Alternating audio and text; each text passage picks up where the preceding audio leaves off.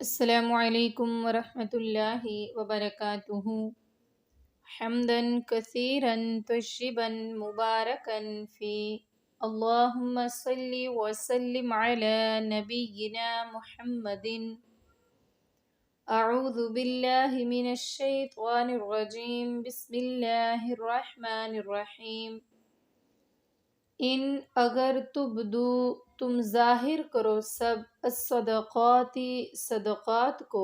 فنعما تو اچھی بات ہے ہیا یہ وَإِنْ اور اگر تخفوها تم چھپاؤ اس کو وَتُؤْتُوهَا اور تم دو اسے الفقراء فقیروں کو فَهُوَ تو وہ خیرٌ بہت ہی بہتر ہے لکم تمہارے لیے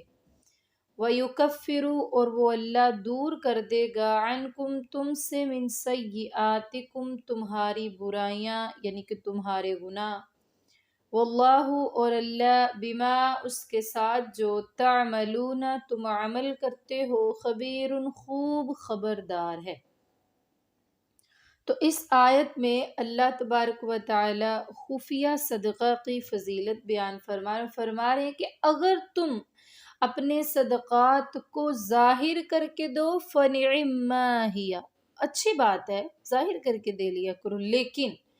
وَإِن تُخْفُوهَا وَتُؤْتُوهَا الْفُقَرَاءَ فَهُوَ خَيْرٌ لَكُمْ اگر تم اس کو چھپا لوگے، پوشیدہ کر کے خفیہ طور پر صدقہ دو گے تو اس کی فضیلت بہت زیادہ ہے۔ احادیث میں آتا ہے، بلکہ ترمذی شریف کے ابواب التفسیر میں ایک حدیث آتی ہے کہ سیدنا انس بن مالک رضی اللہ تعالیٰ عنہ فرماتے ہیں رسول اللہ صلی اللہ علیہ وآلہ وسلم نے فرمایا کہ جب اللہ تعالیٰ نے زمین کو پیدا کیا تو وہ ہچکولے کھاتی تھی، ہلتی تھی ادھر ادھر، پھر اللہ تعالیٰ نے اس کو ایک جگہ پر ٹھہرانے کے لیے پہاڑ کو پیدا کیا اور ان کو حکم دیا کہ ان کو تھامے رکھو، پھر زمین ٹھہر گئی۔ تب فرشتوں کو پہاڑوں کی مضبوطی پر تعجب ہوا اور کہنے لگے اے اللہ تیری مخلوق میں سے کوئی چیز پہاڑوں سے بھی زیادہ سخت ہو سکتی ہے؟ اللہ تعالیٰ نے فرمایا جی ہاں، وہ لوہا ہے۔ فرشتوں نے کہا یا اللہ لوہے سے زیادہ سخت بھی کوئی چیز ہو سکتی ہے؟ تو اللہ تعالیٰ نے فرمایا وہ آگ ہے۔ وہ کہنے لگے اللہ کوئی آگ سے زیادہ بھی سخت چیز ہو سکتی ہے؟ تو اللہ تعالیٰ نے فرمایا کہ وہ پانی ہے۔ وہ کہنے لگے کہ پانی سے زیادہ سخت چیز بھی کوئی ہو سکتی ہے؟ تو اللہ تعالیٰ نے فرمایا ہاں وہ ہوا ہے۔ اللہ تعالیٰ نے فرمایا، وہ فرشتے پوچھنے لگے اور پانی سے زیادہ ہوا سے زیادہ سخت کون سی چیز ہوگی؟ تو اللہ تعالیٰ نے فرمایا وہ صدقہ جو آدمی اپنے دائیں ہاتھ سے کرے تو بائیں ہاتھ کو بھی اس کی خبر نہ ہو۔ اس حدیث کے مفہوم میں محدثین مفسرین فرماتے ہیں کہ وہ صدقہ جو انسان خفیہ طور پر دے وہ بلاؤں کو، مصیبتوں، پریشانیوں کو ٹال دیتے ہیں، انسان سے تکلیفوں کو دور کر دیتے ہیں۔ ظاہری صدقہ جو صدقہ فرضی ہے، جس طرح صدقہ فطر ہے، زکوٰۃ وغیرہ سالانہ عشر نکالنا ہوتا ہے، تو اس کو ظاہری ادا کرنا چاہیے تاکہ جو دوسرے لوگ نہیں دیتے ہیں یا جن کو یاد نہیں ہے وہ بھی دیکھ کر دے لیں۔ لیکن جو ویسے انسان اللہ تعالیٰ کی راہ میں خرچ کرے تو اس کو چاہیے کہ وہ کوشش کرے کہ وہ صدقہ چھپا کر دے۔ اسی طرح حدیث میں آتا ہے نا کہ رسول اللہ صلی اللہ علیہ وآلہ وسلم نے فرمایا، صحیح بخاری شریف میں ہے یہ حدیث، کہ اللہ تعالیٰ قیامت کے دن 7 قسم کے آدمیوں کو اپنے عرش کے سایہ تلے جگہ دے گا۔ جس دن اللہ تعالیٰ کے علاوہ کسی کا، یعنی اللہ کے عرش کے علاوہ کسی کا سایہ نہیں ہوگا، اور وہ 7 لوگوں میں سے پہلا شخص وہ ہوگا کہ وہ انصاف کرنے والا حاکم ہوگا، دوسرا نوجوان ایسا کہ جس نے اپنی جوانی اپنی اللہ تعالیٰ کی عبادت میں گزاری ہوگی، تیسرا وہ شخص جس کا دل مسجد سے لگا رہے،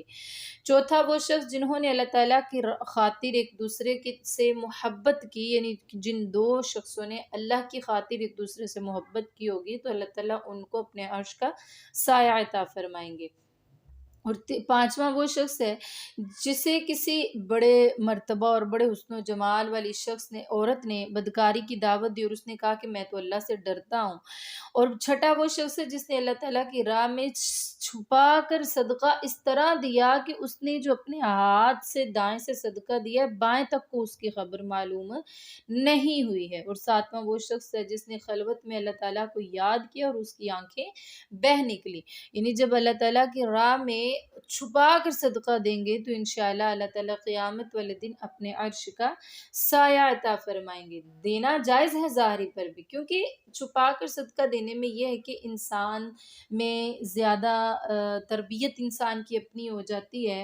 اور پھر یہ تو بات واضح ہے کہ چھپا کر نیکی کرنے سے انسان کی اپنی اصلاح نسبتاً زیادہ ہوتی ہے ایسی نیکی سے کہ جو ظاہراً کی جائے۔ لیسا نہیں ہے علیکا آپ پر ہداہم ان کو ہدایت دینا، ولیکن اللہ اور لیکن اللہ یہدی ہدایت دیتا ہے، من یشاء جسے وہ چاہتا ہے، وما اور جو تنفقو تم خرچ کرو من خیر کسی مال سے، فلی انفسکم تو تمہارے ہی نفسوں کے لیے اس کا فائدہ ہے، وما اور نہیں تنفقون تم خرچ کرتے الا مگر ابتغاء چاہنے کے لیے وجہ اللہ اللہ تعالیٰ کی رضا، وما اور جو تنفقو تم خرچ کرو گے من خیر کسی مال سے، یوفا تو پورا پورا دیا جائے گا الیکم تمہاری طرف، وانتم اور تم لا تظلمون ظلم نہیں کیے جاؤ گے۔ یعنی اللہ تعالیٰ نے فرمایا ہے کہ اے نبی ان کافروں یا مشرکوں کو ہدایت دینا آپ کے ذمہ نہیں ہے۔ اس آیت کا شان نزول اصل میں یہ ہے کہ جب مسلمان ابتدا میں اسلام قبول کیا، ایمان قبول کیا، تو جب وہ اللہ تعالیٰ کی راہ میں دیتے تو اس شش و پنج میں مبتلا رہتے کہ ہم اگر کافروں کو مشرکوں کو صدقہ وغیرہ دیں گے تو وہ اللہ تعالیٰ کی راہ میں خرچ نہیں ہوگا اور ہمیں اس کا ثواب نہیں ملے گا، اسی لیے وہ ڈھونڈتے کہ مسلمانوں کو ہی ہم دیں گے۔ تو اللہ تبارک و تعالیٰ نے فرمایا کہ نبی آپ کے ذمے ان کو ہدایت دینا نہیں ہے، رسولوں کی ذمہ داری ہوتی ہے کہ جو بھی حکم اللہ تعالیٰ کی طرف سے آئے اس کو آگے وہ واضح واضح بیان کر دیں، اس کی تبلیغ کر دیں۔ آپ انسانیت کے ناطے مشرکوں پر بھی کافروں پر بھی خرچ کر سکتے ہیں اور اس کا اجر آپ کو اللہ تعالیٰ کے ہاں ضرور ملے گا۔ اللہ تعالیٰ فرماتے ہیں وَمَا تُنْفِقُوا مِنْ خَيْرٍ يُوَفَّ إِلَيْكُمْ تم جو بھی اللہ کی راہ میں دو گے اللہ تعالیٰ تمہیں اس کا پورا پورا بدلہ دے گا، اور جو بھی تم خرچ کرو گے اس کا فائدہ تمہیں ہی ملے گا، اور تم پر کسی قسم کا کوئی بھی ظلم نہیں کیا جائے گا، تمہیں صرف تمہارے اچھے اور برے اعمال کا بدلہ ملے گا۔ للفقراء فقیروں یعنی ضرورت مندوں کے لیے ہے یہ صدقہ، الذین وہ لوگ جو احصروا روک دیے گئے فی سبیل اللہ اللہ تعالیٰ کی راہ میں، لا یستطیعون نہیں وہ طاقت رکھتے ضربن چلنے پھرنے کی، فی الارض زمین میں، یحسبہم گمان کرتا ہے ان کو الجاہل جاہل اغنیاء کہ وہ غنی ہیں، من التعفف ان کے سوال نہ کرنے کی وجہ سے، ان کے بچ کر رہنے کی وجہ سے،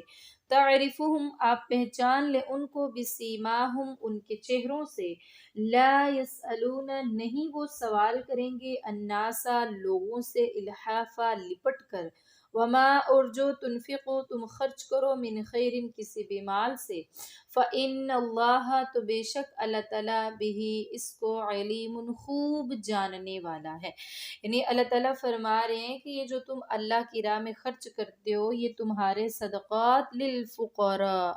ضرورت مندوں محتاجوں فقیروں غریبوں کے لیے۔ اب وہ کون سے لوگ ہیں؟ الذین احصروا فی سبیل اللہ لا یستطیعون ضربا فی الارض وہ لوگ جو اللہ تعالیٰ کی راہ میں روک دیے گئے، جنہوں نے دین سیکھنے سکھانے کی ذمہ داری کو قبول کر لیا، یعنی اس لائن پہ لگ گئے یا سیکھ رہے ہیں جیسے صحاب صفا تھے، یا سکھا رہے ہیں، یا پھر وہ لوگ جو جہاد کی تیاری کروانے میں مصروف ہو گئے، اگر یہ لوگ اپنا مال کمانے کی خاطر محنتوں کو چلے جائیں گے، محنتیں کرنے لگ جائیں گے تو یہ فرائض سر انجام نہیں دے سکیں گے، اس لیے تمہیں چاہیے کہ تم ان پر خرچ کرو۔ اللہ تعالیٰ نے فرمایا ہے کہ تعرفہم بسیماہم وہ لوگ مانگتے نہیں ہیں لپٹ چمٹ کر،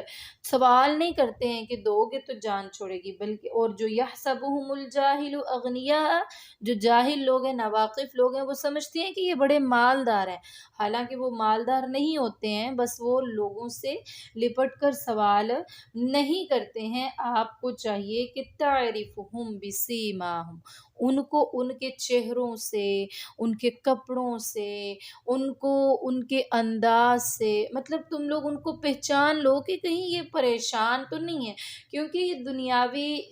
جو کام ہوتے ہیں، بہت سی انسان کی ضروریات ہوتی ہیں، جب پوری نہیں ہوتی ہیں تو انسان پریشان ہوتا ہے، تو بالخصوص ایسے لوگوں کا جو اللہ تعالیٰ کی راہ میں جہاد کی تیاری کرتے کرواتے ہیں، دین سیکھتے سکھاتے ہیں، یا اور کوئی کام جو اس طرح وہ فریضہ سر انجام دینے لگ جاتے ہیں، تو پھر ظاہر سی بات ہے وہ کمانے والی طرف نہیں نکلتے ہیں، تو آپ کا حق بنتا ہے کہ ان کی طرف دیکھیں اور ان کے ساتھ تعاون کریں۔ الذین، وہ لوگ، ینفقون، جو خرچ کرتے ہیں، اموالہم، اپنے مال، باللیل، رات میں، والنہار، اور دن میں، سرا، چھپ کر، وعلانیتاً، اور ظاہری طور پر،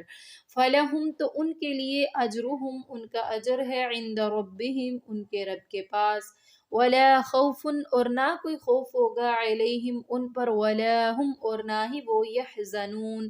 غمگین ہوں گے۔ یعنی اللہ تعالیٰ فرما رہے ہیں وہ لوگ جو اپنے مال کو اللہ کی رضا کی خاطر رات کے اندھیروں میں، دن کی روشنیوں میں، چھپ کر، ظاہری طور پر، دونوں طریقوں سے خرچ کرتے ہیں، تو پھر ایسے ہی لوگوں کو اللہ تعالیٰ اپنے پاس سے اجر عطا فرمائیں گے، نہ تو ان کے، ولا خوف علیہم، نہ تو دنیا میں ان کو کسی قسم کا یعنی غربت چھا جانے کا خوف ہوگا، ولا ہم یحزنون، اور نہ ہی قیامت والے دن وہ غمگین ہوں گے، ان کو ان کے اعمال کا اچھا بدلہ بھی ملے گا، اچھا اجر بھی ملے گا، اور اس کے بدلہ میں جنت بھی ملے گی۔